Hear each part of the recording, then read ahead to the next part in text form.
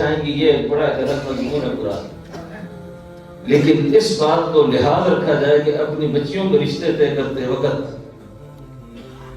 دنیا کو مرہوز خاطر نہ رکھا جائے، دین کو مرہوز خاطر رکھا جائے، دین کو سامنے رکھا جائے۔ اور جب آپ دین کو بنیاد بنائیں گے تو دیندار آدمی کم از کم اس کے دل میں اگر اللہ کا خوف ہوا تو وہ آپ کی بیٹی کو کم از کم انسان سمجھے گا، اللہ کی بندی سمجھے گا، اللہ کی بندی سمجھے گا۔ تو یہ جو رشتے کے آپس میں جب مضبوط ہوتے ہیں، اور یہ خطبہ نکاح کے اندر یا ایھا الناس اتقوا اللہ، اس طرح کی جو آیات پڑھی جاتی ہیں، اس میں سب سے بنیادی درس اسی بات کا ہوتا ہے کہ یہ رشتے تقوی کی بنیاد پر جڑتے ہیں، اللہ کے ڈر کی بنیاد پر جڑتے ہیں، ورنہ نفسانی خواہشات اور جذبات کا جو ایک سمندر ہے وہ تو جلدی ختم ہو جاتا ہے۔ میاں بیوی ایک دوسرے کے حق کو اسی صورت میں پورا کر سکتے ہیں جب ان کے دل میں اللہ کا خوف ہوتا ہو کہ یہ جو کسی میری بیوی ہے یہ کسی کی بیٹی ہے، میری بیوی کسی کی بیٹی ہے، اب میں کیا چاہتا ہوں کہ میری بیٹی کے ساتھ میرا داماد کیسا ہو۔ تو ہر باپ یہ چاہتا ہے کہ اس کی بیٹی سکھی زندگی گزارے، اور یہ اسی صورت میں ممکن ہے کہ جب میں بحیثیت سسر کے، یہ میری سننے والی خاتون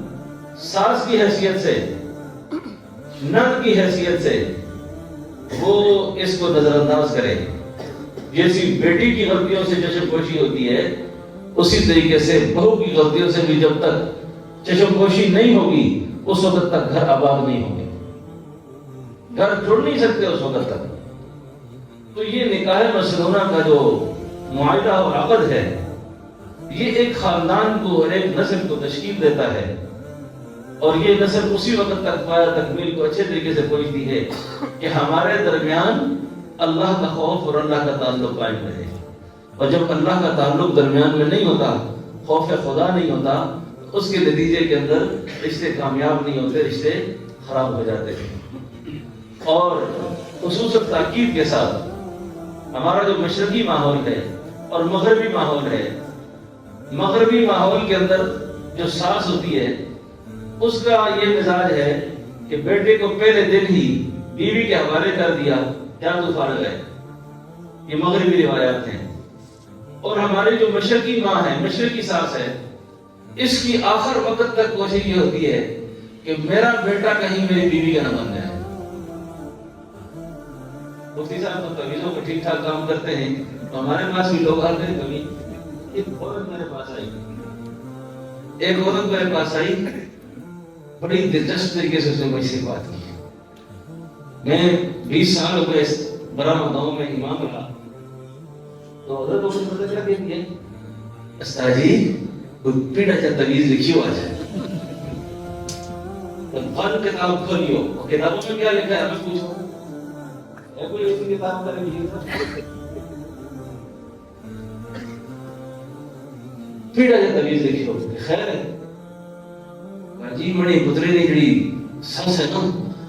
تو ادھے کے اسلام پہ کرنی ہے، اللہ ہی خیر کرے، تو ادھے کے اسلام کر رہی ہے، اللہ ہی خیر کرے، کہیں میرے بیٹے کو قابو نہ کر دے، میرا بیٹا قابو نہ چلا جائے اس کے۔ دیکھو جب ساس بن گئی تو وہ ماں بن گئی، ساس بن گئی تو کیا بن گئی، ماں بن گئی، سسر بن گیا تو باپ بن گیا، کیونکہ رسول اللہ صلی اللہ علیہ وسلم نے یہ سارے رشتے نبھائے ہیں اور ان سارے رشتوں سے جوڑ پیدا کیا ہے۔ سسر کی حیثیت بھی آپ کو تھی، داماد کی حیثیت سے بھی آپ رہے،